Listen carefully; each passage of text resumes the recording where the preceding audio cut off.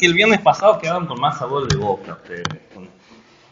Mitad quemados por Derrida, que no sé por qué se quemaban por Derrida, sin más claro echarle agua, y adoloridos con Schmitt, como diciendo, ¿por qué tengo que estudiar un nazi en el siglo XX-XXI?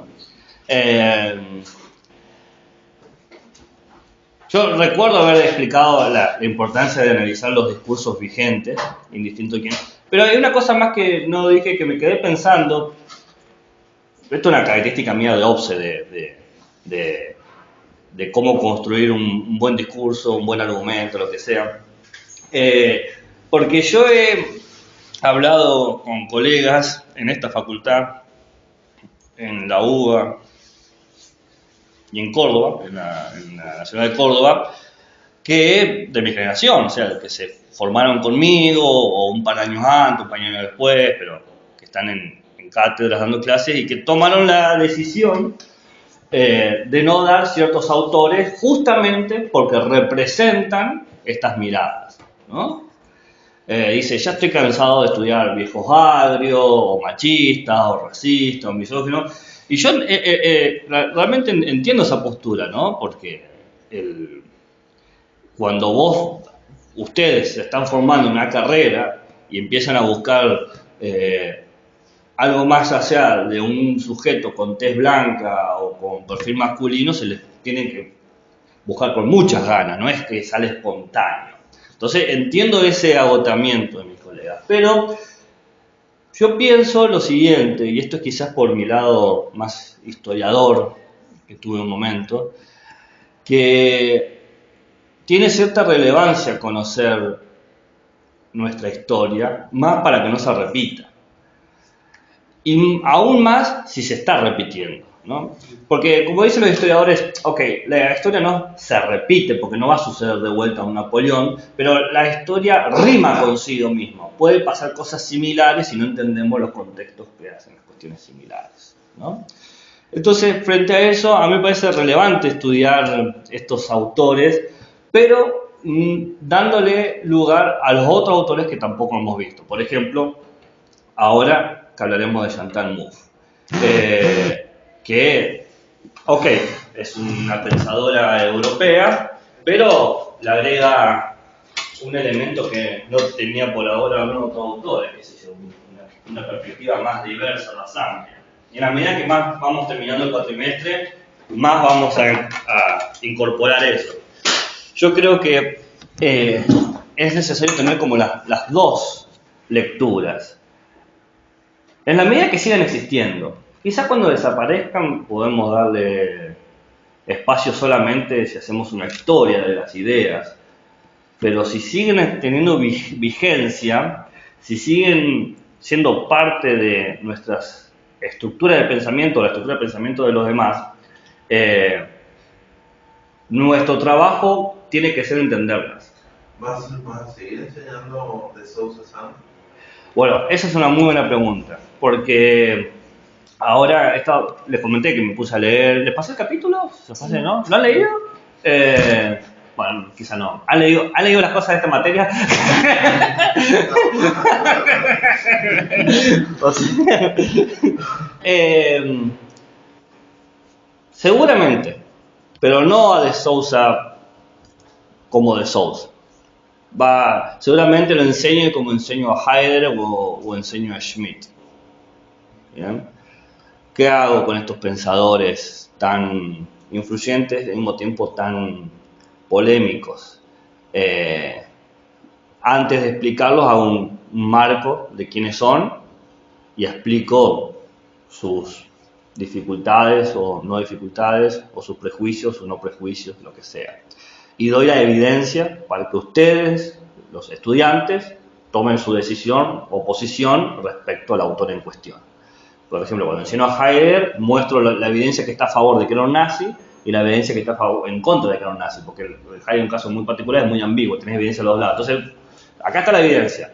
Después está mi opinión personal, pero va más allá de lo que yo... Es más, yo hay autores que enseño que no me caen bien, ¿no? Edgar Morin. Siempre Es que me cae muy mal, debe morir, me parece muy estúpido, debe morir. Pero indistinto de que me cae mal a mí, no quita el hecho de que yo entiendo que la vigencia del discurso académico y socialmente, ¿no? De acá, de ética y ciudadanía, porque ahora me hiciste mostrar el hacha. A ver cuál es. Bueno, Habermas no me cae. No me llega la patata en lo más mínimo, Habermas. Pero no dejo de entender el poder de su argumento. Segato, ahí está, esa otra. Un argumento que es sumamente actual, vigente y tiene pensamientos muy interesantes, tampoco me cae. No, me aburre, no me gusta cómo escribe. Pero no, entonces la cuestión no es mi opinión, sino qué les sirve a ustedes en su formación. El que más te agrada en ética y ciudadanía. En ética y ciudadanía. Se ve que el que uno. Gabriel Parabano. No, no, yo tengo mucha vergüenza con mis producciones. Me mueve emociones Benjamin, aunque teóricamente lo veo flojo. O sea, lo leo y como, ¿viste? Y después digo, y no llego ni a la esquina con esto. Y Butler me gusta mucho, pero mientras más la leo, le encuentro como unos ruidos ahí que me está costando. Pero todavía hago una apuesta de que quizás sea yo el problema y no Judith Butler. Y sí, esos serían los que me... ¿Qué? Que me está vibrando la voz. Esos serían. Y me interesa la discusión que hacen entre Mika y Donaldson sobre la ética Si animal. tuvieras que elegir uno y eliminar a los demás. Me quedo con Butler. Ajá. Me quedo con Judith Butler. Judith Butler tiene la suficiente edad para ser canónica, pero también es suficientemente joven para entender cómo nosotros vemos al mundo.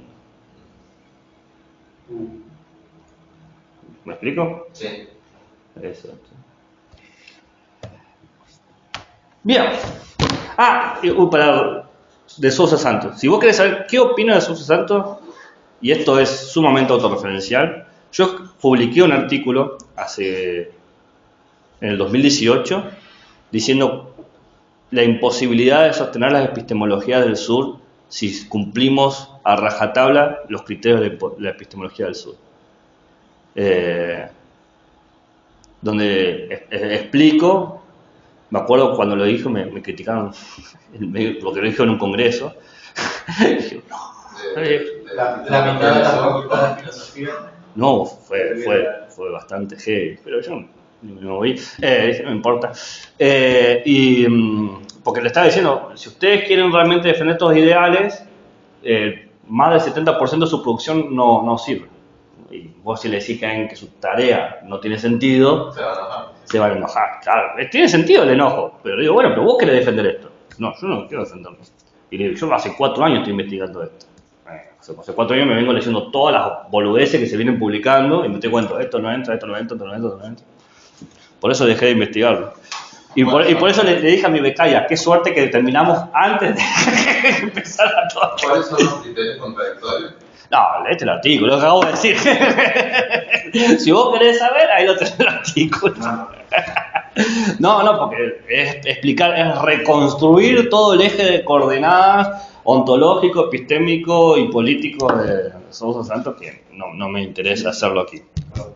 No pido disculpas, te digo que si le querés está ahí, tardaríamos 1 hora y se iría mucho más de la digresión que estamos haciendo en este No, pero interesante saber, porque en nuestro contexto, en nuestras facultades, es de los pensadores que son incuestionables. Obvio que es incuestionable. Los caballitos de batalla de Es incuestionable hasta hace 3 meses. Capaz que es como... Ese artículo que vos decís, ¿dónde lo podemos encontrar? Yo lo tengo, se los paso. Bueno, Sí, pero incluso más allá de la cuestión Pero no me lean. moral del suceso, epistemológicamente. No, obvio. Es caballo de batalla. Sé cómo te venden. Eso. Entonces, volviendo al punto, ¿por qué leer a Schmitt? porque quien no conoce la historia, inclusive los discursos, puede caer en ellos. Entonces, hay que estar atento a ese tipo de... Más con estas cuestiones electorales que estamos viendo ahora. Pero también, como me interesan las discusiones, digo, ¿con quién puede discutir Schmitt? ¿No? ¿Con quién puede dialogar? Por suerte no tuve que pensarlo mucho porque ya alguien lo hizo, que es Chantal Mouffe, que es la que va a traernos este debate. Chantal Mouffe nació en 1943, ¿no? Está vivita y coleando. Bueno, no sé qué tanto coleando está porque nació en 43, así que tiene sus años. Pero si seguimos a Edgar Morin, le quedan 25 años más para seguir escribiendo, ¿no? Su título de base es licenciada en Filosofía y Letras de una universidad católica. Les digo, la Universidad Católica de Lovaina, así se llama. También tiene un título en arte y política, una maestría. Fue directora del Colegio Internacional de Filosofía, un colegio importante en la Universidad de París. Es como el colegio central acá, pero con mucho más prestigio y mucho más alcance. Y desde el 2000 es profesora de teoría política en la Universidad de Westminster, ¿no? Y ha publicado cosas interesantes. El último libro que yo no tengo registro es Hegemonía, Democracia Radical y Política, del 2018. ¿No? Mouffe. Hablemos un poco de su marco teórico. Mouffe va a tomar postulados muy cercanos o familiares a los de Schmitt, en el sentido de que Schmitt partía de una mirada de la política que se llamaba realismo político. Entonces ella misma va a partir del realismo político, pero es un realismo político de corte francés y posmoderno. Por lo tanto, si la ontología en Schmitt tenía un carácter existencial, un carácter material, una característica fáctica, un buen posmoderno, una buena posmoderna, ese carácter ontológico va a ser discursivo, ¿no? Donde está la cosa, ahora tenemos el texto. Entonces, su elemento más básico va a ser el discurso como una práctica, el discurso como un hacer. ¿Y qué hace este discurso? Bueno, produce sentido, como todos los discursos, ¿no? Bueno, ya le dije, posmoderno. ¿Y qué característica tienen estos discursos prácticos productores de sentido? Bueno, si tuviésemos que decirlo de manera bien directa, lo que hacen es dar estructuras de subjetividad, constituyen identidades que tienen como característica principal la diferencia. O sea, yo soy esto porque me diferencio de esto otro. Acá la diferencia es un tipo de relación. Entonces, no solamente yo soy esto porque me diferencio de eso otro, sino que estoy relacionado con ese otro porque si no, no tendría esta identidad. Ahora, siendo que el discurso es una práctica, no se puede agotar en lo que está escrito o en lo que está dicho, sino que va a estar en todas las cuestiones y procesos de significación. Cada vez que decimos esta acción tiene sentido.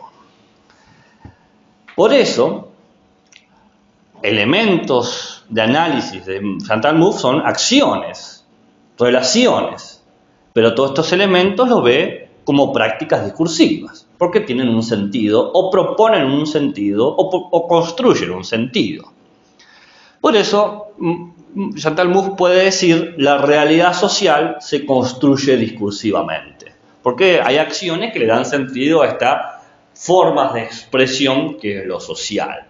Y estas formas de expresión de lo social nos objetivizan, nos ponen condiciones para ser individuos. Por ejemplo, nos dice qué identidades podemos portar o qué acciones podemos realizar. Las acciones posibles, las identidades posibles. Si la realidad social se construye discursivamente, por lo tanto la ciudadanía va a ser parte de este discurso, va a ser no solamente parte, sino por esta cuestión de que se construye, la ciudadanía es un efecto del discurso político, ¿no? Es algo que sucede después de que el discurso político se da. ¿Y cómo se da este discurso político? Bueno, se da a través de instituciones que generan acciones y relaciones de identidad, que generan redes de relaciones que establecen identidades y diferencias, garantizando el desarrollo de la vida social. Creo que para nuestra lectura en cuarto año de la carrera no es algo muy lejano a muchas posturas que se han visto. Pero por los dos voy a dar un ejemplo. Porque a mí me parece que no es muy lejano, pero quizás a ustedes sí, no sé. Básicamente lo que está diciendo es que María José y José María, en lo público del mundo... ¿De la Casa de las Flores? ¿Eh? ¿De la Casa de las Flores? Ay, no sé. No puede ser, no viste la Casa de las Flores. María José, José María es un personaje que me inventé. No sé si los comunico a ustedes. Me lo inventé yo y nunca se los dije. José María era un hombre y después pasó a ser mujer. María José. Como no quiero imponer qué tipo de subjetividades pueden imaginarse, he creado este personaje que se llama María José, José María. Entonces ustedes elijan el que quieran. Después mi pareja me dio uno mucho mejor que arruinó, pero ya me comprometí a José María, que me dijo Víctor Victoria. Y digo, sí, es mucho más cortito, hay una película sobre eso, pero ya está, ya me comprometí a José María, María José, y ese es mi personaje hasta por lo menos este año. El año que viene voy a decir que se me ocurrió Víctor Victoria, pero por ahora ya está, ya me metí en el ruedo. Entonces, suponte entonces que tenemos esta María José, José María, que está en el espacio público, por ejemplo, en una universidad. Esta universidad es una institución que permite ciertas relaciones de identidad y de diferencia. En realidad, relaciones de diferencia que crea identidad. Por ejemplo, este alumno, José María, María José, es distinto de este otro alumno, Víctor Victoria, ¿no? Y estos dos estudiantes pueden hacer ciertas cosas. Por ejemplo, estudiar, cursar, etc. Que tiene sentido dentro de una institución. Es decir, tiene sentido que un estudiante entre en esta aula, se siente y empieza a tomar nota, porque el lugar en esta red le da sentido. Pero no tiene sentido que ustedes agarren sus apuntes y entren a una comisaría y vayan al baño y se pongan a tomar nota de lo que la gente dice en el baño. Entonces, ahí están las cuestiones de cómo se dan sentidos y posibilidades cívicas. ¿Bien? Por eso se habla de un efecto, no es que de cuajo ya sabemos qué caracteriza nuestra identidad cívica, sino que tiene que ver con estas relaciones. Ahora, el ejemplo que yo doy es el ejemplo de una universidad versus el ejemplo de una comisaría. Tanto la universidad como la comisaría tienen un sentido, una práctica que supone un discurso. Y de alguna manera estos discursos, el de la universidad, el de la policía, podemos agregar el del hospital, podemos agregar el del cuartel, podemos agregar el de los bomberos, podemos agregar el de comercio, podemos agregar un montonazo de instituciones que ya tienen un discurso que nos parece que ya es claro su sentido, inclusive antes de entrar a esa institución. Eso es lo que se llama discurso político hegemónico para Chantal Mouffe. Ya sabemos que este es el campo que estructura el sujeto, que le dice qué prácticas puede hacer, cómo se puede articular, qué elementos puede acceder, utilizar y manipular. Es decir, estos discursos políticos hegemónicos que se presentan en una estructura o red de poder, mayormente representada por un edificio o una institución, pero puede no ser eso, no estamos limitados a eso, esos son los más ejemplares, pero puede haber otros casos. ¿Puedo dar un caso?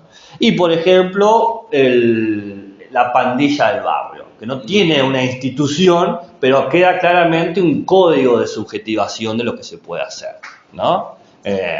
Y fíjate que utilicé adrede la palabra pandilla para mostrar que hay una cuestión cívica de juicio sobre eso que implica o impone subrepticiamente una cuestión ética, ¿no? La pandilla, ahí están los vagos en la esquina, ¿no? Pero hay una estructura de cómo tenés que relacionarte, ¿no? El que llega compra la cerveza, por ejemplo, el último llegar, qué sé yo, los códigos que pueden haber entre eso. Que los conozca es simplemente por objeto de estudio.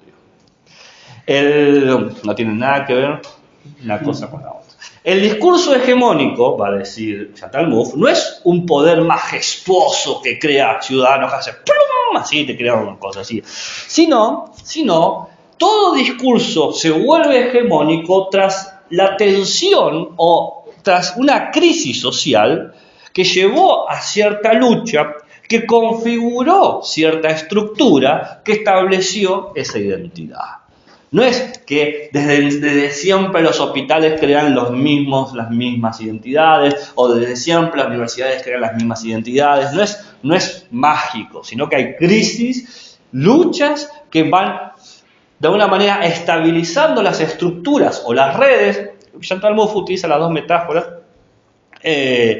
y tienen cierta estabilidad en el tiempo. Pero cierta estabilidad no quiere decir que no se modifique, que no se expanda, que no se contraiga, que no se presente de otra manera.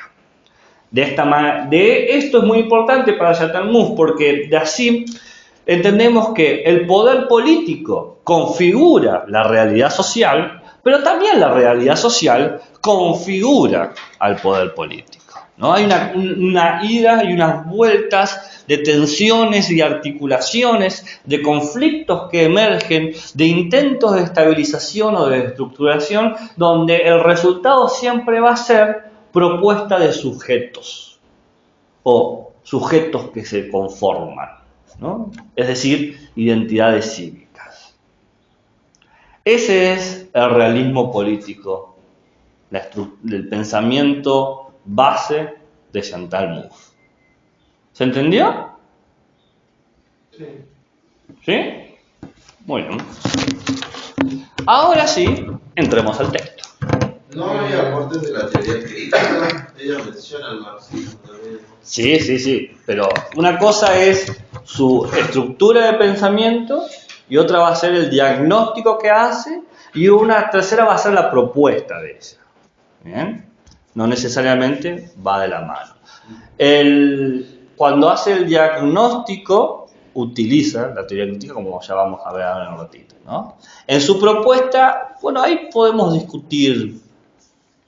Te puedo decir mi interpretación, que no necesariamente tiene que ser la de ustedes. Para mí, en su propuesta, hace como un neomarxismo y un neo-schmittianismo, ¿no? Esa es como mi mirada, que hace una cuestión así. Y mejor incorpora ciertas lecturas populistas de la filosofía populista. A mí me quedó la duda cómo explayar, que no lo había tenido presente, la idea del realismo de su postura. Y porque está hablando de instituciones que existen, de conflictos que se presencian y de sujetos que encima recuerdan esos conflictos. ¿Qué sé yo? Vos podés hablar con cualquier argentino y cualquiera te puede hablar de qué crisis lo moldeó, o de qué problema social lo ha determinado, o de qué contexto es lo que lo define, ¿no? Entonces, eso dice Chantal Mouffe, esa es la realidad social y política que está discursando. Realismo como sinónimo, o sea, el significado más inmediato. Claro, no metafísico. No, llegar como lo da, esto es lo que está pasando, claro. Lo fáctico. Sí. Bueno, por eso hablé de esta conexión con Schmitt que hay, ¿no? Bueno, vamos a su diagnóstico en el texto, ¿no? Va a decir Mouffe que finalizando el siglo XX y iniciando el siglo XXI, las sociedades democráticas han sufrido una serie de crisis, ¿no? Yo recuperé 5 de las que ella menciona, o por lo menos identifiqué 5. El peligro del populismo, el retorno del fascismo, la pérdida de identidad de la izquierda, los conflictos étnicos, religiosos y la crisis de identidad cívica. Cada uno de estos problemas puede ser, le podemos dedicar una clase en sí mismo. ¿Puedes repetirlo de vuelta? El peligro del populismo, qué sé yo, podemos pensar en los partidos populistas argentinos, pero para la última no caer en el mismo, pensar en Boris Johnson en el Reino Unido o en Donald Trump en Estados Unidos, esos movimientos populistas que hay ahí, que en otros años hablábamos sobre el concepto del populismo un poco. En Argentina se tiene un sentido diferente del sentido internacional. Bueno, ahí MOVE no estaría de acuerdo con lo que decís, porque MOVE, particularmente ella, trabajó con la CLO. Sí. Que la CLO hizo su análisis del populismo en Argentina.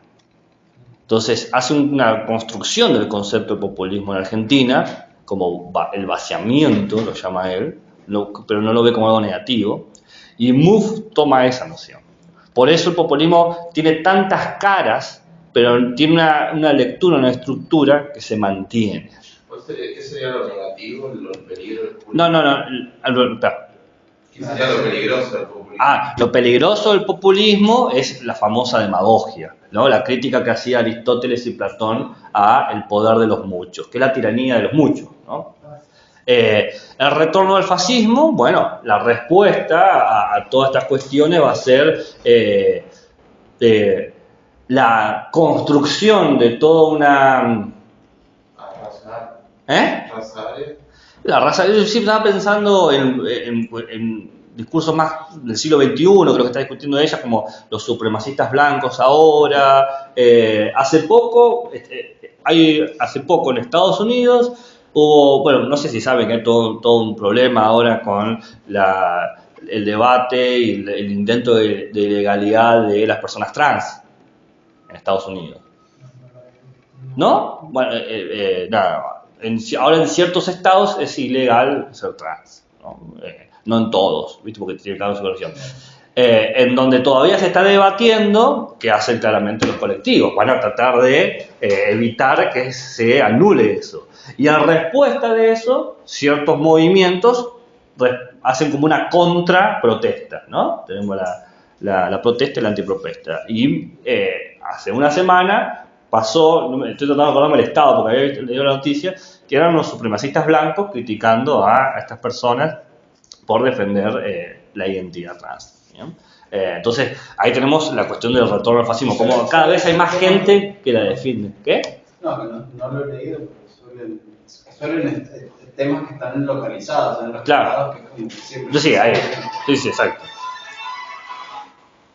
¿Eso te da ganas de salir corriendo esa música? La pérdida de identidad de la izquierda, bueno, ¿qué hace que la política de izquierda sea de izquierda? ¿No? ¿Cuál es la característica? ¿Es rechazar al capitalismo? ¿Es rechazar al liberalismo? Bueno, los conflictos étnicos religiosos, qué sé yo, Palestina versus Israel, que estamos hablando la semana pasada, ¿no? Y la crisis de identidad cívica es algo más que quizás los latinoamericanos nos podemos sentir más cercanos. El Estado no me representa, este Estado no piensa para mí, piensa para sí mismo. Mi nacionalidad argentina es un papel de cartón que si lo puedo cambiar lo hago, ¿no? Hay como mucho, hay un discurso común de eso, ¿no? Entonces esta es la crisis. Y dice Chantal Mouffe que esta no es una crisis de las sociedades de facto, esta no es una crisis de las sociedades comunistas, esta es una crisis de las sociedades democráticas, que era el mejor modelo, o lo que habíamos propuesto como el mejor modelo de gobierno. Entonces, esta crisis muestra que lo que se apostó como la herramienta adecuada para solucionar conflictos dentro de la democracia es insuficiente. ¿Y qué es lo que se apostó? Bueno, lo que Habermas decía que hay que apostar. Procedimientos de consenso racional. Es decir, discutamos, a ver cómo lo podemos resolver. Eso no ha servido para nada, porque no se puede discutir. Y los que pueden discutir no son los que están interesados en resolver las cuestiones. ¿A qué les hace recordar esta crítica de Chantal Mouffe?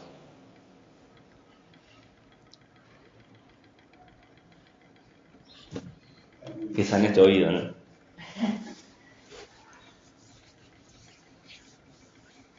La misma crítica de Schmitt hacia el liberalismo. Es decir, en el liberalismo opera un parlamentarismo donde se discute y nunca se puede tomar decisiones. Es lo que está diciendo Chantal Mouffe. Los procedimientos de consenso racional que propone la democracia del siglo XXI impide que se puedan tomar decisiones que resuelvan estos problemas principales. La búsqueda del consenso total es parte del ideal y de la lógica liberal, que no tolera ni acepta ninguna forma de conflicto o antagonismo. ¿Por qué el liberalismo no acepta el conflicto? Porque para el liberalismo la ecuación es muy sencilla, y esta es la crítica que hacía Carl Schmitt. ¿Qué opciones tiene el liberal? O democracia o totalitarismo. Son los dos caminos que existen. O democracia liberal o totalitarismo. Una discusión tajante. Bueno, pero escucha los discursos. Presten atención a los discursos. La propuesta liberal, dice Chantal Mouffe, se conoce como la democracia deliberativa, ¿no? Donde se asume que el humano tiene la capacidad racional de construir discursos, que esta capacidad racional es de característica dialógica, que somos más racionales en la medida en que más dialogamos. Fíjense, escuchen eso. Mientras más hablas, más racional sos. Mientras más hablas, más racional sos. Lo voy a decir una vez más. Mientras más hablas, más racional sos. Que decante eso ahí, ¿no? Que decante porque es parte del modelo en que nosotros, aquí, los que estamos aquí, representamos. ¿Cómo resuelven sus problemas ustedes? Cuando pueden manejar las emociones. ¿Qué dicen? O me da la razón o te reviento la crisma, o hablan, dialogan. Todos hacemos eso. ¿Cómo resolvemos nuestros conflictos o emocionales o familiares? ¿No? Está la parte volátil nuestra, claro que está, por supuesto que está. ¿Cómo haces eso? Y después, mira, yo te explico. Lo que yo sentí, ¿no? Y uno le pone, y trata de darle un sentido a eso. Eso dice Chantal Mouffe, eso es una propuesta antropológica del liberalismo. No es algo ontológico existencial. Que encima es una deuda, una hipoteca a la Ilustración.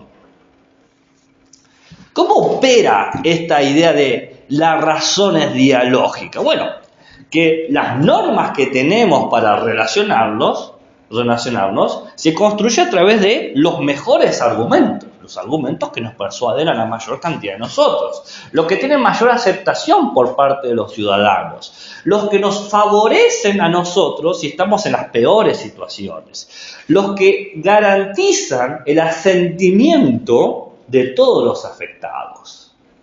El asentimiento de todos los afectados. ¿Quién decía eso? Habermas, ¿no? Entonces acá, palito ahí a Habermas. Dice Mouffe, no es que esté mal esto, el problema es que fracasó. En el contexto actual, esta propuesta fracasa. Pero no es que lo decido yo, son las crisis que evidencian esto. ¿Por qué fracasa? Porque la mirada de la razón se desarrolla a través del diálogo y podemos construir normas que aceptemos todos, termina siendo disagregativa, nos disuelve, porque nos hace creer que la pluralidad de valores e intereses no es aceptable. Nos hace creer que discutiendo todos vamos a llegar al único valor y al único interés que tenemos que defender. Cual este sea. ¿Entienden? O sea, no se acepta que pueda haber valores indisolubles, intereses contradictorios. No. decimos, lo que pasa es que no estamos viendo completamente la perspectiva, que tu interés también se conecta con mi interés. Dice Mouffe, no tiene por qué interés, eso es una fantasía. Es la fantasía de que todos compartimos los mismos procesos de racionalidad. ¿Y cómo vamos a compartir los mismos procesos de racionalidad si de entrada, según el realismo político que estuve hablando hace un ratito, provenimos de estructuras de subjetivación distintas que nos establecen distintas maneras de actuar, de relacionar y por lo tanto de pensar? Entonces lo que es racional para mí, ahora, no va a ser racional para vos. De lo disagregativo proviene, por lo tanto, el aislamiento.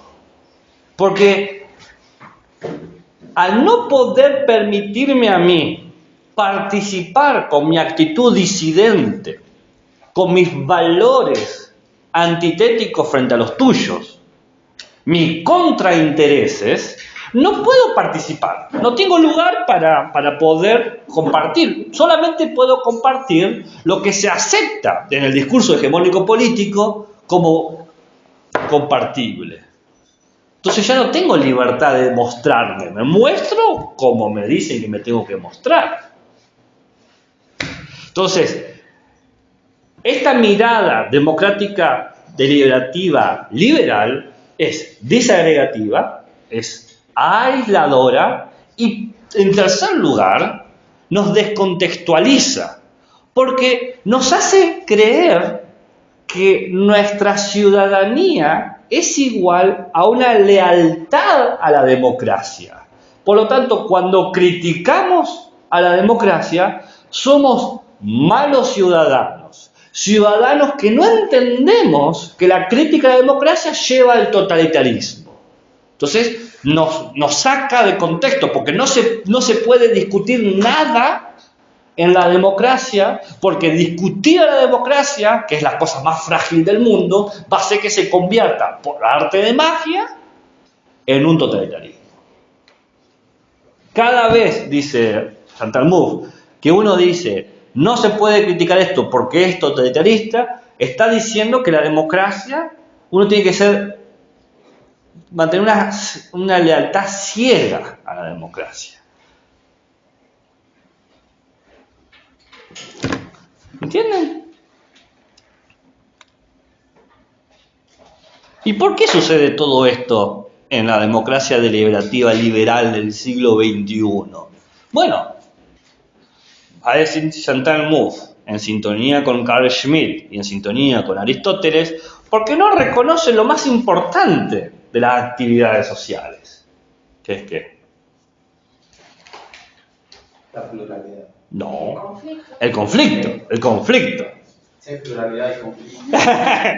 Está bien, pero lo importante acá es el conflicto. Porque dice Chantal Mouffe, el antagonismo es inevitable. Es inevitable que a alguien le caiga mal a alguien. No me gusta tu cara, ¿por qué? Porque no me gusta tu cara. Sabes que soy tu pareja, no me importa. Una cosa no quita la otra. Ustedes se ríen, pero apuesto a que una vez pusieron una cara. ¿Por qué esa cara? ¿Cómo por qué esa cara? Es mi cara. No, esa no es tu cara. Y te das cuenta que estabas teniendo una cara que de repente no era una cara que gustaba a la persona que dice que gusta de vos. O sea, la persona que te eligió como, no sé, su ideal de erotismo, ¿viste? O solamente a mí me pasan esas cosas, ¿no? No. Y quizá por esta cara me pasan estas cosas, pero por lo menos yo conozco a 2 personas que le pasaron, a mi padre y a mí. Bueno, tenemos caras parecidas, entonces quizá no sea universal la cosa. Claro, es esa cara que no gusta. Vos te tocó las caras que no gustan. Bueno, hay que aprender a vivir con eso. Está bien. Puedo vivir con eso. No reconoce el conflicto, ¿no? Pero no solamente no reconoce el conflicto, porque de última dice Chantal Mouffe que eso podría ser hasta aprendido. Se puede aprender a reconocer el conflicto. Se puede. Pero el liberalismo democrático, la democracia deliberativa liberal, no solamente no reconoce el conflicto como algo inevitable, como algo intrínseco de la realidad social, sino que tampoco no reconoce que es necesario trabajar el político a nivel institucional, a nivel del discurso hegemónico. Porque no entiende que el conflicto puede ser útil para la ciudadanía. La democracia cree que el conflicto lo único que hace es producir enemistad, adversarios. ¿Cómo se dice acá en Argentina? Que debilita la democracia. Claro, y si debilita la democracia, ¿a qué nos lleva? Al totalitarismo. Y Dios nos libre del totalitarismo, ¿no? Entonces, al negar el conflicto, dice Chantal Mouffe, las democracias del siglo XXI están negando el sentido de lo político. El sentido de lo político. Y acá vemos este nudo que yo le decía, smithiano, aristotélico y muffiano. Bien. Ahora, recordemos, ¿cuál es la diferencia entre lo político y la política? Y lo político tiene que ver con las relaciones humanas y Sí. tomar decisiones. Uh-huh. Y la política tiene que ver más con el gobierno. Bien, ok. Entonces, recordando esos dos sentidos, Mouffe va a mantenerlos, pero le va a dar una pequeña vuelta de tuerca. Lo político va a ser la dimensión de hostilidad de lo humano. O sea, ¿qué es lo político? El que nos podemos cagar trompada. O sea, no sé si nos vamos a cagar trompada, pero existe esa posibilidad, ¿no? Es ese antagonismo que surge de las relaciones sociales, ¿no? Recuerden que cuando yo dije la estructura del realismo político, ¿cómo se crean identidades? Con la diferencia, las oposiciones. Entonces, claramente lo político va a ser la hostilidad y el antagonismo, porque así se crea la identidad. La política, va a decir Chantal Mouffe, en sintonía con Aristóteles, es el ordenamiento de este conflicto, el ordenamiento de esta hostilidad, el ordenamiento de este antagonismo. La política es la tarea de crear un orden social, y eso es místico, o sea, que crear un orden, una unidad. Y la única manera de crear este orden es no negando el conflicto, sino integrándolo, aceptar que siempre va a haber conflicto, que es una condición sine qua non. ¿Ok?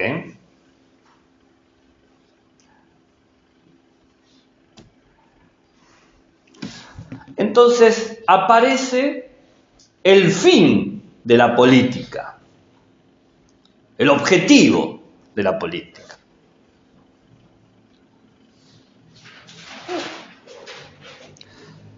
Para Mouffe, el objetivo de la política es domesticar a la hostilidad, domesticar el antagonismo.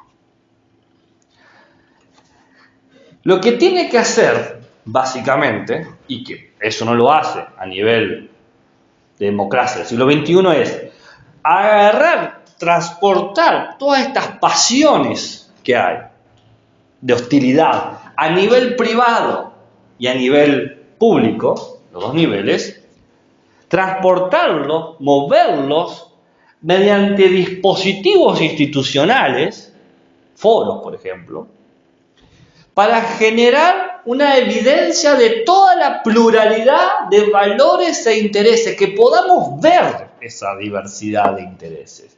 No ocultarla en la lógica de que hay un único sentido y un único valor, sino hay que evidenciar la pluralidad. Tiene que estar, debe ser palpable para nosotros, tiene que ser vista.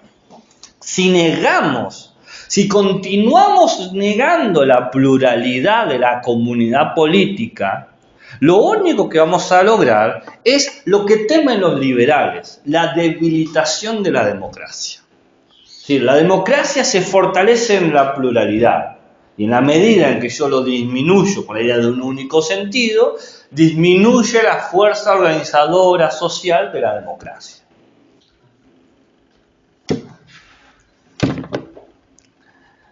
Para poder domesticar, hay que hacer como el Principito, ir a las 5 de la tarde a esperar el zorro para que nos vean. ¿No han leído El Principito?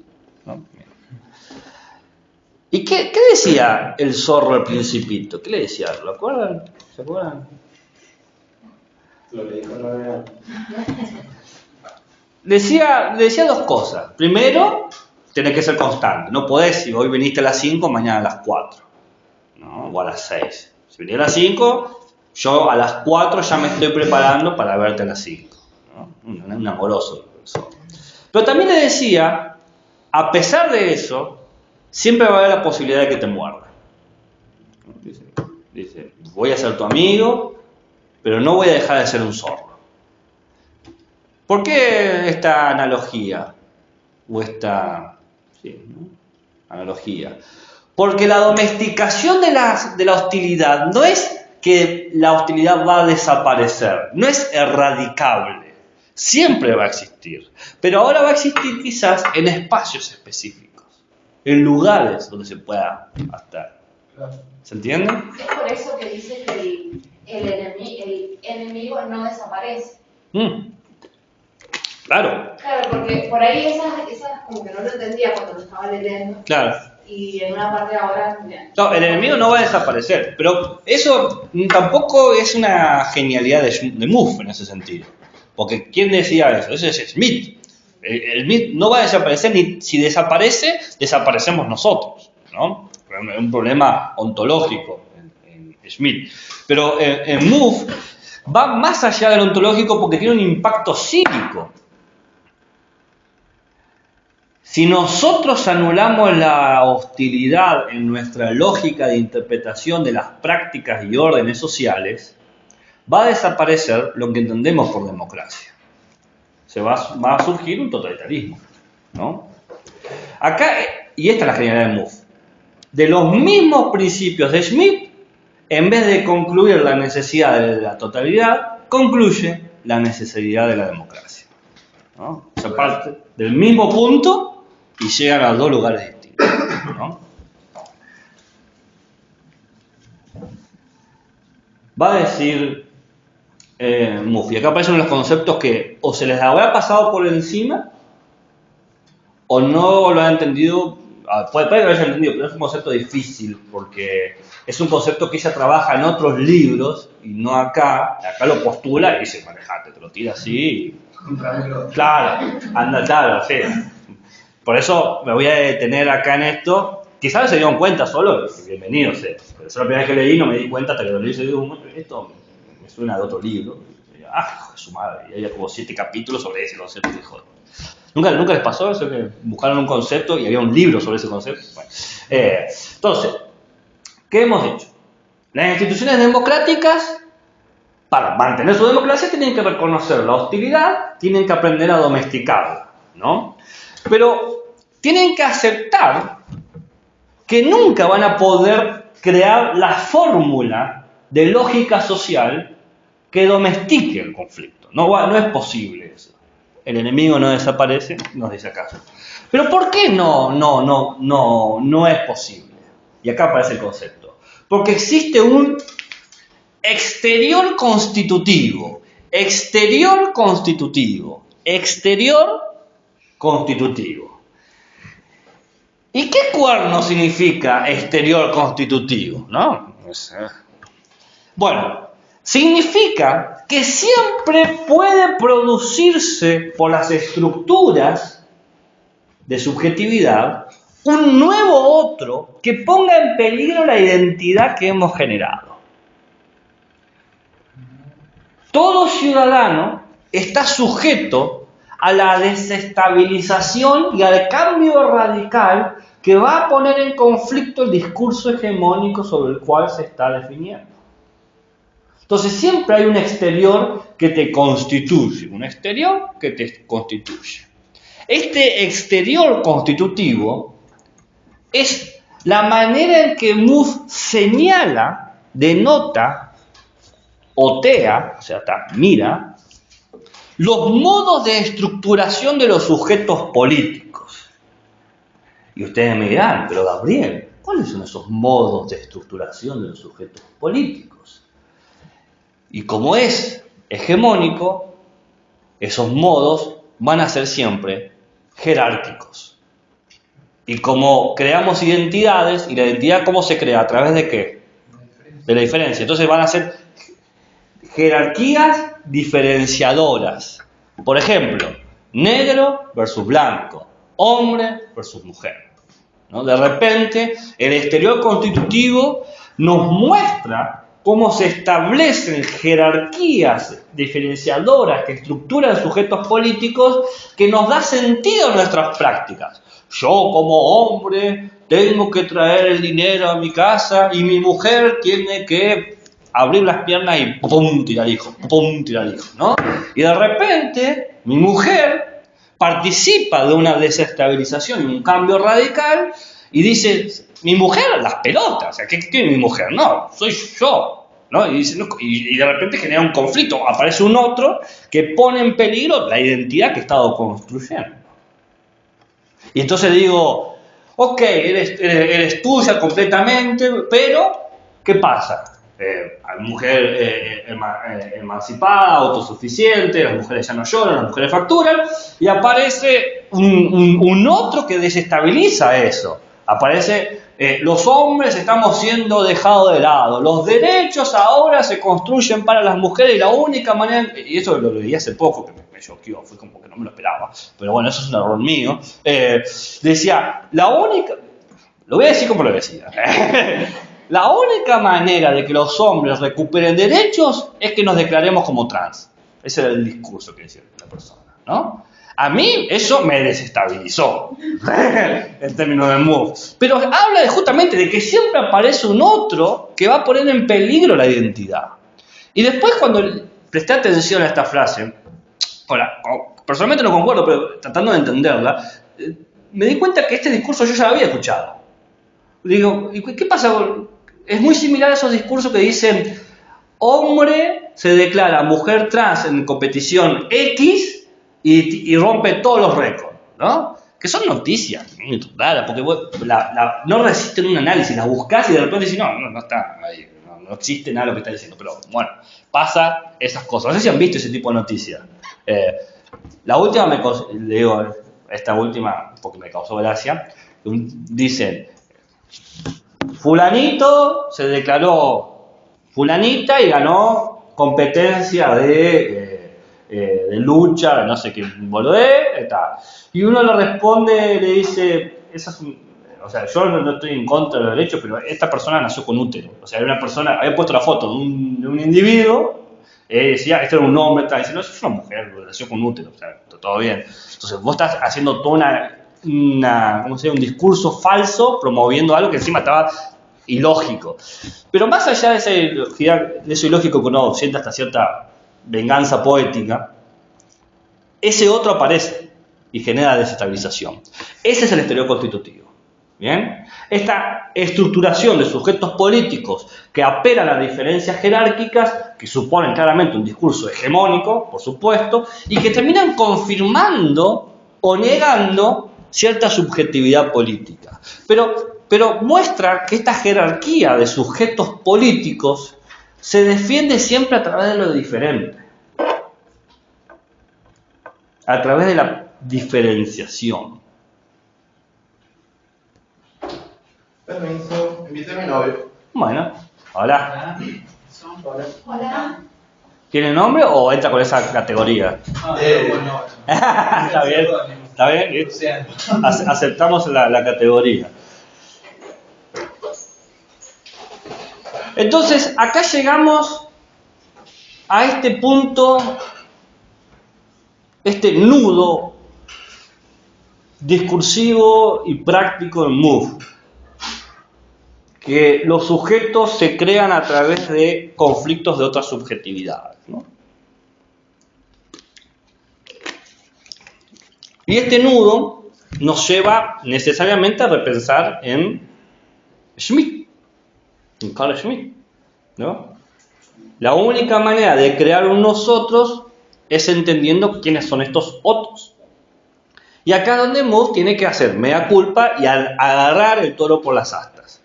Porque hasta este punto podemos hasta decir, mirá, entiendo tu postura, MOVE, pero hubo un antecedente, y ese antecedente llevó a ciertas ideas extremistas. Entonces dice, bueno, sí, primero yo soy francesa y yo escribo lo que se me canta, y segundo, soy Chantal Mouffe y te vas a dar cuenta que no me va a correr un alemancito que terminó en España, ¿no? Porque ella va a hacer su famosa diferencia entre antagonismo y agonismo. Antagonismo y agonismo. ¿Por qué es importante esta diferencia? Porque en este sentido, Aristóteles y Schmitt están de acuerdo, el antagonismo. Cuando piensan en conflicto, piensan en lo antagónico. Pero Moore, en ese sentido, es más, pule, digamos, esto, y piensa, en vez de antagonismo, en lo agonal. Y no piensa en Aristóteles, piensa en los poetas trágicos, Esquilo, Eurípides y Sófocles. Me acordé de los tres. ¿Ustedes pueden diferenciar Esquilo, Eurípides y Sófocles? ¿A quién le importa poder diferenciarlo, no? Solamente a los que estudian teatro y a mí nomás, qué sé yo, y a los que estudian filosofía antigua. Bueno, entonces son dos tradiciones distintas. Aristotélica, que también Aristóteles se lo debe a Platón, pero pasa que él lo acepta, Platón lo rechaza, y la de la tragedia, ¿no? Bien, que es otra lectura. Entonces, veamos la clásica, entendamos, que un poco ustedes la conocen porque seguramente es la versión que todos han estudiado una vez que han estudiado el conflicto o el problema, ¿no? Que es en filosofía política. Joder, es filosofía contemporánea. ¿No? ¿No ven el conflicto? ¿Solamente acá ven el conflicto? En ética. Conflicto, ¿no? El problema, Animal, el combate, la lucha. No, animal, vida, Nietzsche, realidad. Bueno, Nietzsche, ahí está. Género. Dale, pongamos el tema de la lucha y el combate está bueno. Sí, en griego se veía el primer año. Me lleva el chambre, ¿no? Ok. Decía la tragedia. El nacimiento tragedia de Nietzsche. Sí. Ah, bien. La dirección. Bien, ok. Bueno, el antagonismo siempre se basa en la relación entre un nosotros y un ellos. ¿Bien? Ese nosotros y ellos percibe una diferencia que es estructural, que es fundante y que aparece en la nomenclatura tan sencilla y tan repetida por todos nosotros: amigos versus enemigos. O, como decían en mi barrio, a la gilada ni cabida, ¿no? Los giles son los enemigos, ¿no? Entonces, estas diferencias de amigos y enemigos terminan constituyéndose en relaciones sociales, en el centro de las relaciones sociales, en el núcleo de las relaciones sociales.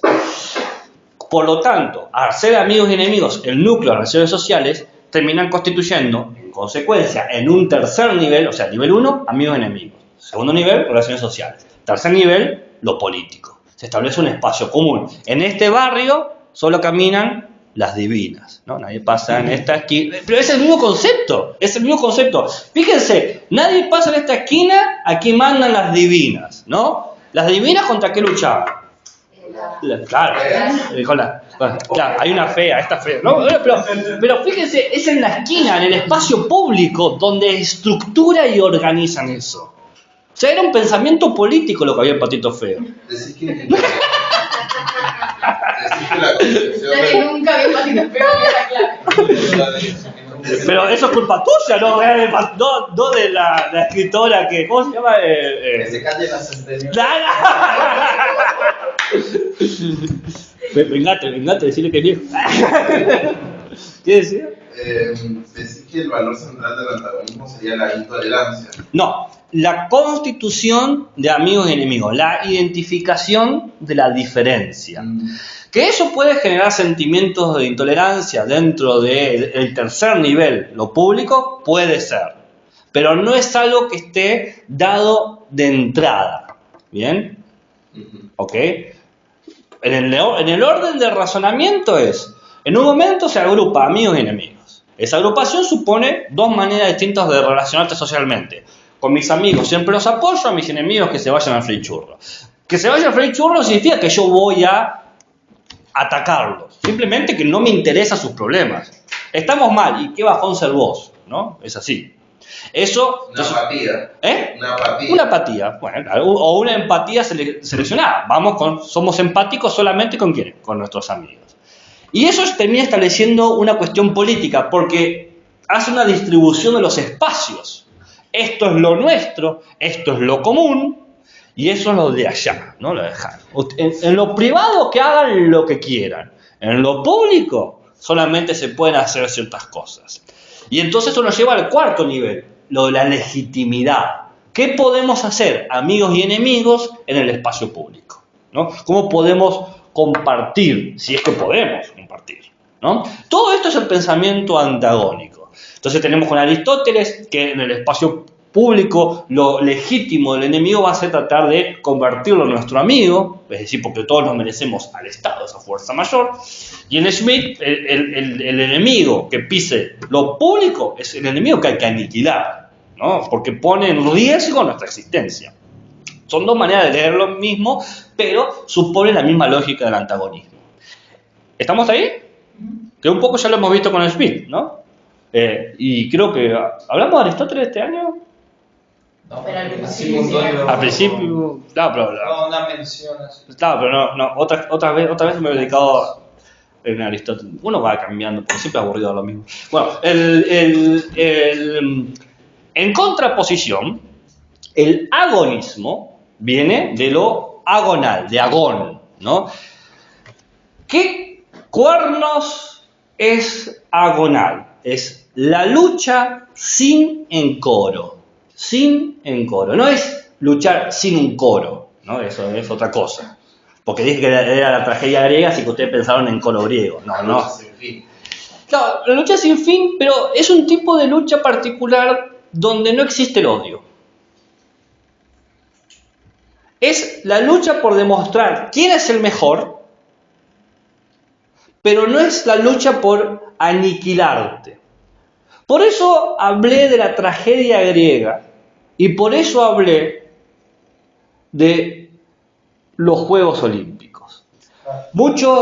Parte de los Juegos Olímpicos, no sé qué tanto conocen de los Juegos Olímpicos en su primera forma. Se dividía en dos... De Olimpia. Está bien, bien. Viene ahí. Y se dividía en dos tipos de actividades. O sea, los atenienses eran más de... Sí, claro. Sí. Pero ¿cuáles son las intelectuales? El debate. La No. retórica. Política. No. No me acuerdo.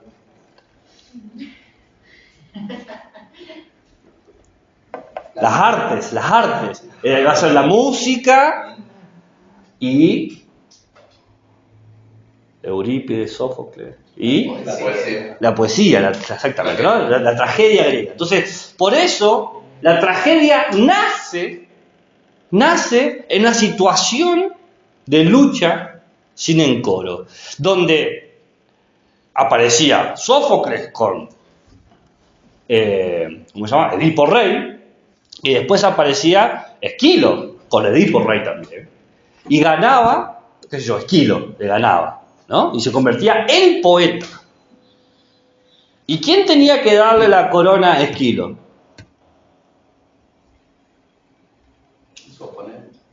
Sófocles, ¿no? Como pasa ahora ya está dejando de pasar, pero como pasaba antes con las elecciones de reinas, que ahora después llamaron embajada y después desapareció. ¿Quién le daba la corona a quién? A la anterior. La anterior le daba a la nueva regente, por así decirlo, ¿no? Este es el concepto de la lucha sin encoro, que es, si yo tuviese que dar una definición, es el combate de las ideas donde se defiende el hecho y el derecho de que las tengas. Luchamos para probar quién es el mejor. Y una vez que queda probado, el motivo de lucha desaparece. Tu rol de enemigo, de hostil, desaparece. Porque nunca fuiste enemigo en sí, fuiste un competidor, alguien que competía contra mí. Entonces, el agonismo es la lucha, claro que es una lucha, y claro que voy a utilizar todas las herramientas que tengo a mi disposición, legítimas, para poder combatir y ganar. No lucho para perder, lucho para ganar. Pero si gano, tengo que tener el honor del triunfador. ¿Qué es el honor? Decir, ese no es el honorable, es aceptar, he ganado. Y el que perdió tiene que tener el honor del que perdió, aceptar la derrota. ¿No? ¿Entienden? Sí. Como cuando uno se divierte tanto compitiendo que ya se olvida si gana o pierde. No sé si le ha pasado. A veces a los que son muy competitivos no les sale. Pero después están los que no son competitivos, pero se dan cuenta de lo divertido que es el acto de competir. Y de repente uno está como, a ver, ¿cómo logra hacer tal cosa? Entonces, se habla de una enemistad amistosa. Es un adversario con el que yo compito. ¿Qué implica el agonismo que no implica el antagonismo? El agonismo parte de la idea de que ya tenemos un espacio en común. En el antagonismo, el espacio en común aparecía en un tercer nivel de reflexión. Acá aparece desde el primer nivel, porque la única manera de que compitamos es que pongamos de acuerdo las reglas de la competición. Somos adversarios, sí, pero tenemos que ponernos de acuerdo cómo vamos a competir. ¿Y cómo vamos a saber quién gana y quién pierde? ¿Y quién va a juzgarlo? Es decir, ya existe una representación de una institución que da legitimidad a nuestra competencia, que va a dar legitimidad a nuestro triunfo y que va a dar legitimidad a nuestra derrota. Supone, por lo tanto, que el otro ya es legítimo. El otro ya es legítimo. Mientras que en el antagonismo la legitimidad la discutimos. Acá necesito asumir que el antagónico contra el adversario es un adversario legítimo. Es contra quién puedo competir. Como la vieja película esa, Mi mejor enemigo. No sé si la han visto. Es argentina. Es del conflicto bélico, posible conflicto bélico entre Chile y Argentina por los límites. No importa, es una pregunta. Si tuviese piedad acá, quizás lo podés saber, ¿no? La que estudió para eso no está. Cuando la necesitamos, le voy a decir, le voy a poner un 1. Era la pregunta que cambiaba todo. Bien. El problema del antagonismo, van a decir es que trata de anular al otro, anular su práctica política. Y la democracia en ese sentido es antagónica. Quiere anular todas las subjetividades políticas que no sean leales o ciegas en su lealtad hacia los desarrollos democráticos. No acepta, no permite ninguna alternativa real, porque cualquier alternativa real, entiende la democracia liberal, va a ser un totalitarismo. El discurso de la democracia liberal es cualquier alternativa a mi democracia es un gobierno de facto. Bueno, ¿sí? Por lo tanto, lo que hace la democracia liberal es evitar crear espacios donde proliferen la pluralidad. Porque si prolifera la pluralidad, proliferan las alternativas reales y esas alternativas reales ponen en peligro a la democracia. Todos los modelos democráticos contemporáneos, dice Chantal Mouffe, terminan en este proceso de anular las diferencias subjetivas políticas en hacer algo que era impensable hace décadas atrás, que anula la distinción entre la derecha y la izquierda. Anula la distinción entre defender el ideal A o el ideal B, porque se propone que hay un solo ideal, que es la democracia. Se propone un centrismo político. Todos luchan por la desaparición de los adversarios, por la constitución de las normas racionales de aceptación de todos los individuos. Eso supone destruir a tus enemigos, dice. Para que todos estén de acuerdo contigo, tenés que destruir a todos los que están en disenso. Pensé que ibas a... No, Fue como que...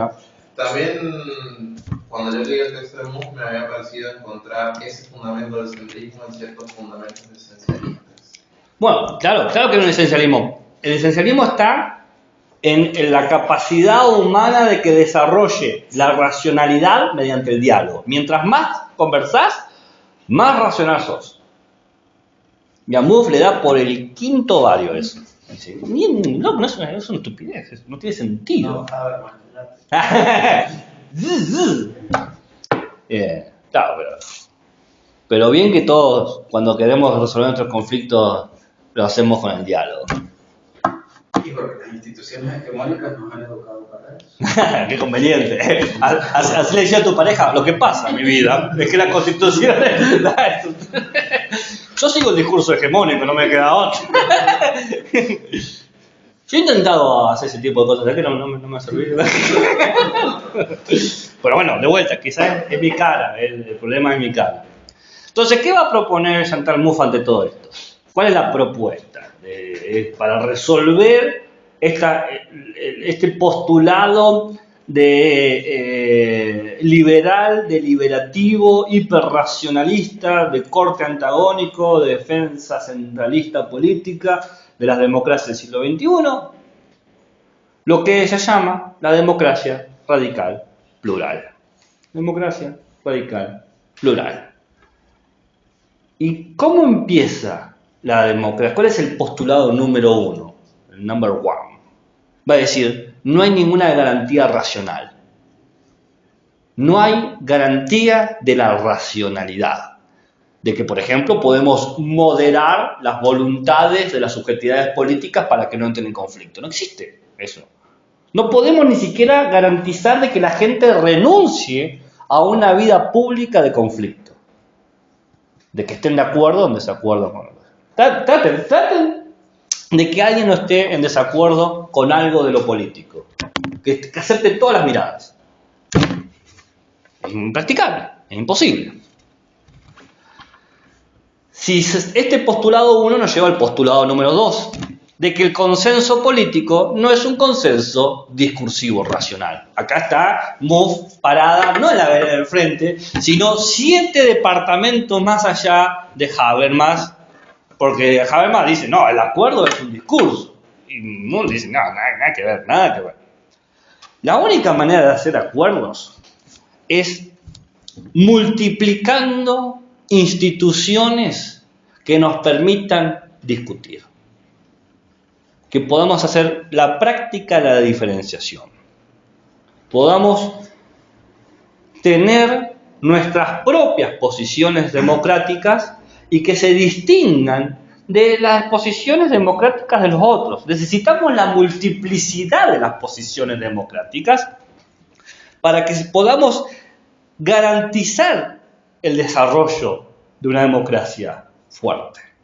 Una democracia fuerte es una democracia radical, donde acepta todos los tipos de democracia. No la democracia que me conviene. No la democracia que se adecúa al discurso político, hegemónico de las instituciones que me han formado. Entonces, supone crear herramientas de confrontación que me permita confrontarme con alguien, que me enseñen a discutir, que me enseñen a competir, que me enseñen a identificar los polos, ¿no? Los polos de diferenciación. Que pueda yo aprender políticas de izquierda donde veo desigualdades sociales y que pueda yo aprender a construir políticas de derecha donde yo vea igualdades sociales, ¿no? Que yo pueda construir desigualdades e igualdades. Por eso, la otra vez que estábamos hablando de Chantal Mouffe no va a ponerse todo de izquierda o todo de derecha, porque va a decir necesitamos las dos. O sea,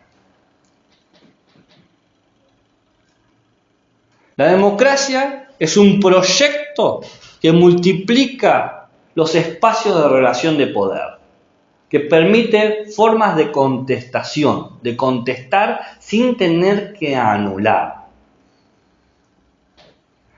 Y yo me puse a pensar, ¿cómo sería esto? ¿no? ¿Dónde estaría esto que está diciendo Mouffe? Bueno, Mouffe está pensando en algo que podemos llamar nosotros lo más cercano, que son como los foros. Los foros municipales. No sé si alguna vez han participado en un foro municipal. No sé qué es. Es un municipio, en un departamento, una sección, donde los representantes gubernamentales llaman, abren las puertas, dicen vamos a hacer este proyecto. Y va la gente a decir estoy de acuerdo, no entiendo, o a quejarse, lo que sea. ¿No? A dialogar. Entonces tenés tu turno, te presentás frente al micrófono y decís lo que están haciendo me parece una vergüenza. ¿No? Ok, anotado. A Paravano le parece una vergüenza lo que hacemos, ¿no? Y va otro, ¿no? Existen. Existen. Pasa que son pocos y cada vez son menos. ¿No? Y cuando se hacen, mayormente, ahora, en Argentina estoy pensando, y ella está pensando en Europa, se hace de manera informal. Antes era parte de una estructura que estaba garantizada. Una vez por mes, una vez por trimestre, lo que sea, se abría. Pero van los que quieren. Van los que quieren, van los ciudadanos que quieren. ¿Sí? Ahora eso se da informal, nos juntamos entre nosotros y nos quejamos. Y vos tenés el tío facho, la tía zurda, ¿viste? Y entre nosotros tratamos de decir, bueno, basta, feliz año, y brindamos y nos abrazamos y decimos que nos queremos entre nosotros, ¿no? Pero eso es totalmente informal. No tiene el espacio institucional necesario de reconocimiento. Que es la condición necesaria para la existencia de lo aduanal. Exactamente. Sí o sí tiene que ser formal. Claro que sí, tiene que ser institucional. ¿Por qué sí o sí? Porque tiene que quedar claro las reglas de quién gana y quién pierde. ¿Por qué tiene que quedar claro? Porque el que perdió va a poder tener chances de saber por qué perdió y volver a competir. Dice Mouffe, con suerte, dice Mouffe, esto pasa una vez cada 4 o 6 años, depende del régimen democrático del estado del que estemos hablando, el cambio presidencial. Que cada 4 o 6 años podemos más o menos hablar de eso. Es decir, Mouffe decía, con suerte, en peor de las situaciones, cada 4 o 6 años hacemos prácticas democráticas. O sea, una vez o un mes cada 6 años es un mal negocio. Por eso la crisis de las democracias del siglo XXI. Porque se juntan los conflictos y no logran descomprimirse en los espacios institucionales construidos cada 6 años. Necesita hacerlo permanentemente, porque donde hay gente hay conflicto. Y ahí se le ve su lado, no sé si lacaniano, pero psicoanalítico. A ver. ¿Por qué? Está en la zona, pero a ver si... Pero pensado por el lado del conflicto, al menos en lo poco que sé de psicoanálisis, es constitutivo de la vida individual. Pero pensando el psicoanálisis en el campo de lo social, el malestar en la cultura, Freud como que larga algunas líneas de cómo el papel de las instituciones son las que pueden movilizar y ¿cómo es que se llama? Sublimación. El concepto de sublimación, lo institucional es lo que permite la salida y la renuncia al yo pulsional. Está bien. Al hecho pulsional. Bien. Llevado ahí está como esa dinámica, me parece. Bien.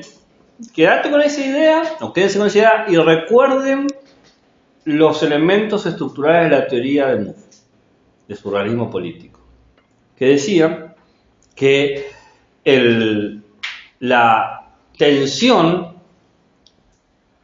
produce subjetividades o desestabiliza subjetividades, que responden estas subjetividades a un intento previo de estabilización. O sea, todos nosotros hemos sido formados en instituciones que fueron más o menos estables cuando nos estamos formando nosotros, que nos han dado ciertas estructuras de subjetividad, ciertas maneras de ser, qué sé yo.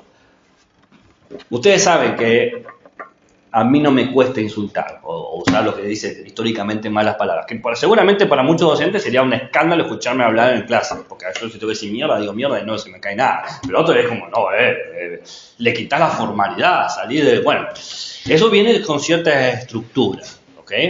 Que yo la tuve esa, no es que yo no tuve eso que me decían, no podés insultar. Pero lo que hice yo fue desestabilizar la estructura que me definió a mí. Pero ahora luego me generó un problema a mí, me estabilicé en esa estructura. Entonces, también tengo que saber cuándo cambiar eso según el contexto en que yo me estoy moviendo. Por ejemplo, en un foro, en un congreso internacional, y digo, bueno, ahí está el pelotudo que estoy diciendo ahora, y le va a quitar cierto prestigio lo que estoy diciendo, ¿no? Obviamente. Va a hacer caer, incluso pensando en esta estructura gradual, hace caer tu discurso en un contexto que... Pierdo la competencia. O sea, por lo menos un punto en contra, ¿no? Entonces, uno tiene que ser astuto en eso. Entonces, la cuestión... recordemos que es lo social define lo político define lo social. Es un movimiento constante. Lo que me quedé pensando es, si en ese texto que decís vos, yo no lo recuerdo, o sea, lo he leído, pero no me acuerdo qué decía sobre este punto particular.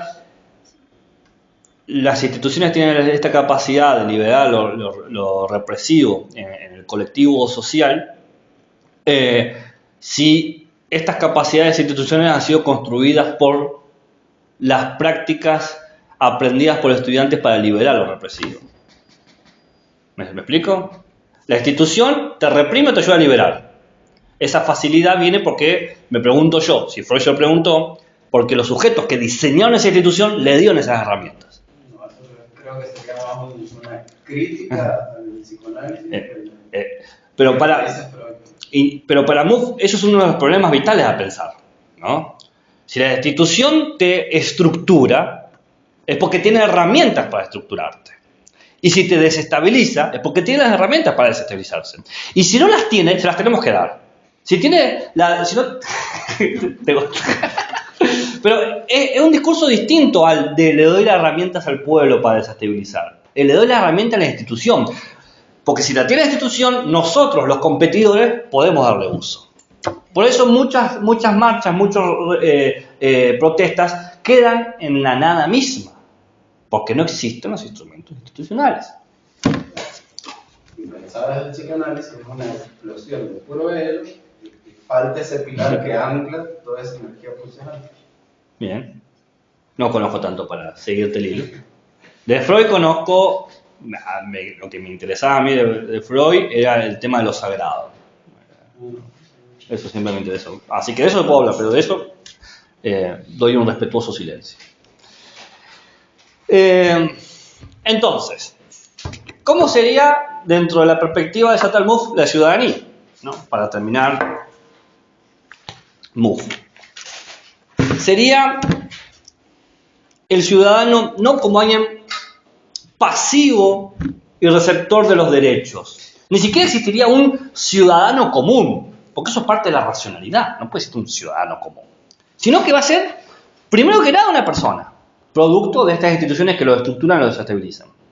Segundo, una persona capaz de comprometerse a muchas empresas distintas y contradictorias. Eso me cae bien de Mouffe, porque yo, por ejemplo, si yo soy muffiano a la muerte, como por ejemplo que voy a hacer ahora hasta que termine esta clase, puedo comer carne los domingos y aún así defender el veganismo. Y me voy a decir, pero eso es irracional. Y digo, sí, es irracional porque la razón es un criterio necesario para defender los derechos. Hay algunas líneas de veganismo. ¿Repetí esa frase? La razón es necesaria para defender los derechos. Entonces, puedo comprometerme a muchas empresas y puedo tener diferentes concepciones de lo que entiendo que está bien. O sea, no tengo una sola idea de lo que está bien. Tengo una pluralidad de cosas de que están bien. Y estas ideas que están bien y estas empresas las puedo someter a distintas estructuras de reglas, de qué cosas a seguir, cómo se tiene que seguir. Hay los artículos, pero esa articulación se tiene que dar en espacios. La frase que utiliza Moore, que a mí me gusta, dice: el ciudadano puede ejercer una pluralidad de lealtades. Pluralidad. No tengo que ser leal a la democracia, así sigo. Puedo ser leal a esta parte de la democracia y a esta parte no. Por eso puedo bajar películas piratas. Y libros. O libros. Gracias a Dios que puedo bajar libros piratas. Si no, yo no podría. No hubiese terminado ni la licenciatura ni el doctorado ahora. O sea, ¿sabes lo que cuestan los libros? Un libro que me tenía que comprar costaba 300.000 pesos. Está loco. Besito.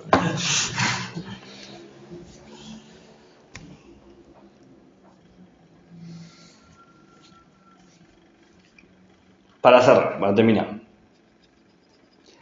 Si esto es una democracia plural radical, lo que va a producir va a ser ciudadanos radicales, ¿no?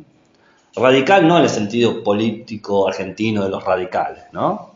Sino radical en el sentido... Unión Cívica. Claro, no es que Mitre estaría... No es que Mitre estaría orgulloso de lo que dice Chantal Mouffe. Lo radical en el sentido de lo superlativo, de aceptarlo todo, o de ir hacia todo, de competir con todo, de darlo todo en el debate, en darle todo en la ducha. Alguien radical es alguien que pasa de 0 a 100. Dice, cuando no estoy compitiendo, soy un pancho. Ahora, cuando competimos, en el Monopoly se juega la muerte. O sea, me estás debiendo $5.000 y quiero esos $5.000. ¿No? Y te quedas fuera de la casa, abuela, lo siento, chao. ¿No? Te quedaste sin clase. Sí, claro, lo siento. Radical en ese sentido, ¿no? Esa radicalidad. Radicalidad en el sentido de que puedo utilizar todos los discursos específicos para combatir agonalmente, para poder proponer cuál es la estabilidad que yo considero necesaria para nosotros como sujetos, entendiendo que esa estabilidad es precaria y es temporal, que tarde o temprano va a ser desestabilizada. Ya no es que el nosotros y ellos es algo sustancial, esencial. Nosotros y ellos es algo discursivo, porque nosotros y ellos están amparados por los principios de igualdad y de libertad.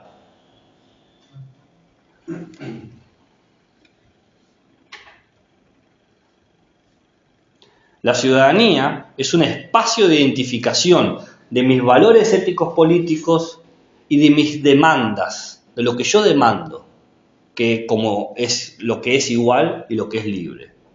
Claro que va a ser diferente de lo que ustedes demandan, que es igual y libertad. Y para eso tengo un chiste para explicarlo. Un chiste que lo hace Patton Oswalt. ¿Lo conocen a Patton Oswalt? Es un yankee, un gordito, ¿no? Que dice, yo soy progre, ¿no? Progre en Estados Unidos en el sentido de que defiende los movimientos, bla, bla, bla, bla, ¿no? Pero Demócrata. él lo dice así, yo te digo cómo lo cuenta él, ¿no? Porque él da ejemplo, ¿no? De la comunidad LGBTQ+, los cambios de sexo, todo eso. Dice, yo, el tipo tiene 60 años, ¿no? Dice, yo soy progre, pero sé que tarde o temprano para ustedes voy a dejar de ser progre, porque voy a decir algo que los va a ofender. Por ejemplo, voy a decir, creo que nadie debería tener sexo con su clon. Y usted me va a decir que soy clonofóbico, ¿no? Entonces, acá ese chiste tiene una cuestión porque nos parece ilógico. No hay clones suficientes con los que uno pueda convivir y encima con los que uno se pueda enamorar, ¿no? O sea, o pueda tener deseo sexual, ¿ok? Pero, clones, o sea, Un clon, o sea, es clon. Tengo otro Mario y vos tenés relaciones y yo estoy en contra de que Mario esté con Mario, ¿no? Te parece tonto, ¿no? Bueno, pero hace años a mucha gente le hubiese parecido tonto decir lo siguiente: este hombre no es una mujer, o las mujeres no tienen testículos, ¿no? O sea, uno no sabe cómo va a cambiar el discurso, no sabe. Entonces, la idea de igualdad que tiene, y puede pensar que es el más inclusivo de todos, y puede pensar que la idea de libertad que defiende es la más expansiva de todos, va a surgir un modo de subjetividad que la va a desestabilizar. Pero es necesario que surja eso, dice Mouffe. Pero es necesario que surja dentro de un lugar donde pueda surgir, no de forma informal, sino un espacio que promueva intereses, bienestares, derechos de las distintas interpretaciones de igualdad y libertad, la pluralidad, que es el único espacio donde debe surgir, ¿no? Por eso me acuerdo del chiste ese que dice, porque todos nos reímos, yo me reí cuando lo contó porque dije, claro, yo tampoco, no me entra en la cabeza la idea de tener sexo con tu clon, pero quizás en 50 años sea un debate. Con tu clon joven. Claro, es que no sé cómo va a ser, no sé. Entonces, lo que decía él, mi problema es que voy a tener que aceptar eso, ¿no? Bueno, es lo que dice Mouffe también. Mi idea de igualdad, puedo creer que soy el más abierto del mundo, que estoy incluyendo a todos los otros, pero siempre cierro en un nosotros. Y no hay problema, porque el nosotros no es sustancial, es discursivo. Entonces puedo aprender a crear otro nosotros, a establecer otro discurso de nosotros y ellos. Por ejemplo, un discurso donde sea bien visto tener sexo con tu clon. Eso no lo dice Mouffe, ¿no? Lo dice Potanowa, pero me parece que da un buen ejemplo, ¿no? Porque el ejemplo de hombres y mujeres trans y todo eso, por lo menos acá en Argentina se han alcanzado grandes espacios institucionales. En lo del clon todavía no. ¿No? ¿Se entiende lo que quiere decir? Sí. Bien. Podrá pagar su clon. Bueno, quizás eso, no lo sé, pero nos parece estúpido hasta que es real. Hace 70 años. Para todos. No sé si vieron la película la chica sueca, la mujer sueca. La primera persona que se sometió a una cirugía de cambio de sexo, ¿no? La chica danesa. Danesa, le cambié la nacionalidad, ok, danesa, ¿no? Que está el actor de Harry Potter. Claro, exacto, ¿no? Que en ese momento se debate lo loco, y hasta Mario le dice al personaje, lo estúpido, que ahora eso es una operación más, si la podés pagar. Sí. Es más, hasta ahora creo que existen subvenciones de Estado para ciertos casos para poder hacerlo. Entonces, lo que hace 70 años era una estupidez, una locura, una fantasía sobre ciertas subjetividades, ahora no lo es. Entonces, quizás no sea tan estúpido pensar en eso. O sea, por lo menos saber qué vamos a decir, qué discurso podemos hacer. Ahora lo dejé pensando. Escriban un manifiesto, ¿no? Sobre eso. Tiene proyección en el tiempo, que es el potencial, me parece, Del discurso de Mouffe. Al no cerrarse a una definición de esto es la igualdad que voy a tener de aquí en adelante y para siempre, el poder situarlo. ¿Sí? O sea, la igualdad y la libertad. Sí. Igualdad y libertad. ¿Por qué es igualdad y libertad? Por políticas de izquierda y políticas de derecha. La derecha van a defender la libertad. Aguanta la libertad. Y la izquierda dice, no, somos todos iguales. Por eso ella dice, las dos. Metamos las dos. No hay ningún problema. Es más, metámosla en un espacio y discutamos. Que gane el mejor. Bueno, dudas, preguntas, interrogantes, comentarios, insultos, nota al pie, críticas constructivas, críticas destructivas. ¿Color? Yo iba a preguntar si cada vez nos reconocía la necesidad de crear instituciones formales para discutir. Porque para Habermas ya existían. Lo que hay que hacer es fortalecerlas. O crear normas que hagan que funcionen mejor. Pero ya existe, porque existe el Estado. Habermas está chocho, no está eso ahí. Es más, tan chocho estaba que cuando se propuso la Unión Europea se le pararon los pelos de punta. Dicen que están tratando de cambiar las cosas, están loquísimos ustedes. Sí, yo soy un buen ciudadano. Claro. Entonces, el Estado ya está bien. Lo que está mal es cómo estamos hablando, discutiendo. Muy bien. Sí, quiero saber si no hay más dudas, preguntas inmediatas. Sí, ¿tenés críticas a la posición de Mouffe? ¿Vos, personalmente, hacia Mouffe? Yo hacia Mouffe, se me ocurrió un chiste muy mal. Dije, ¿cómo puedo tirar todo lo que acabo de decir? Y la idea que se me ocurrió decir, bueno, primero es una mujer. Y ahí como anulaba todo mi discurso. Dije, pero es un chiste muy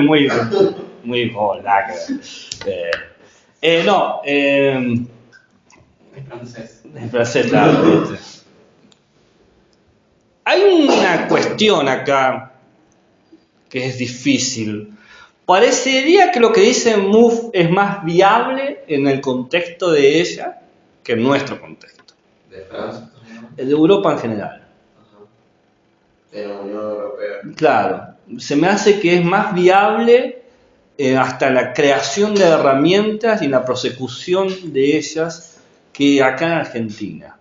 Argentina o Latinoamérica también. Lo pensé en Argentina, pero lo podemos expandir. A lo sumo Sudamérica. No conozco tanto de Centroamérica como para sentirme cómodo para hablar de ¿Cuál eso. sería el problema de la aplicación de una teoría europea en relación con Latinoamérica? El problema es que las instituciones que tenemos nosotros no tienen ni siquiera herramientas para sostenerse a sí mismas como instituciones. Por eso se crean una serie de herramientas alternativas, paralelas, de manera informal y muchas veces corruptas, para mantener su funcionamiento. En cambio, en las instituciones europeas, que no quiere decir que no exista la corrupción, por supuesto que existe, hay ciertos elementos que perduran a pesar de eso y de manera interna. Muchas veces las instituciones latinoamericanas se mantienen de manera externa que de manera interna. Y me parece a mí que en la lectura de Mouffe se presupone un autosustento de las instituciones. Se necesita que la institución pueda tener cierta autonomía para que nos permita a nosotros debatir el tiempo necesario y competir y ganar, ¿no? Pero podría ver hasta cierta idealización en cuanto a la institución como garante. Es condición. No, es una condición de posibilidad. Pero también para que sea condición tiene que responder a, no sé si es un ideal, pero tienen que darse condiciones para que sea condición. O sea, sí, hay un problema ahí con las instituciones porque ¿cómo sería la ley, la herramienta, el mecanismo que permitiera hacer y cómo podríamos nosotros hacerlo? O sea, las instituciones no están por fuera de lo aduanal. Claro. Entonces veo difícil la practicidad. No imposible, pero como que habría que hacer un preacuerdo, pero si hacemos un preacuerdo estamos atentando contra la propia lógica. Entonces les digo, o que no haga un preacuerdo, vamos a tener que discutir. Entonces va a emerger naturalmente del conflicto el orden institucional necesario para que pueda continuar el conflicto. Entonces hay una cuestión ahí que yo quizás es por falta de lectura o quizás porque Mouffe todavía no logra resolverlo hoy. Todavía le queda vida. Todavía queda vida, quizás no. Le toca venir acá. A ver. Necesitamos el argentino. Bueno, pero como conoció la CLO, ella entendía un poco el contexto argentino. Conoció, fueron pareja por 30 años. Sí, ese es la CLO, lo he visto alguna vez en el baño de mi casa, ¿viste? Pero bueno, no sé. Sí, por eso, no sé. Esa es la parte, eso es como una crítica que se podría hacer. Bueno, habría que... Sí. A mí me ha dado curiosidad, pero... No, el pensamiento de Mouffe es re interesante. Ver a gente de Argentina que esté pensando la situación argentina. En Argentina que tenemos, entre grandes comillas, la grieta, es antagonismo en vez de agonismo. Y ahí... Traten de estar de acuerdo con su tío Facho y después me digan qué tan agonales son ustedes. Nadie tiene tío Facho, ok, bien. Justo, todos vienen de familia hippie, amor y paz. Nunca. ¿Algún tío concejal de mi No, pero de esos tíos de que lo ven en Navidad. Sí. De esos que dicen, mira, vos sentate allá porque el tío se va a sentar allá. Bueno, ¿hacemos el recreo de 15 minutos? Dale. Dale.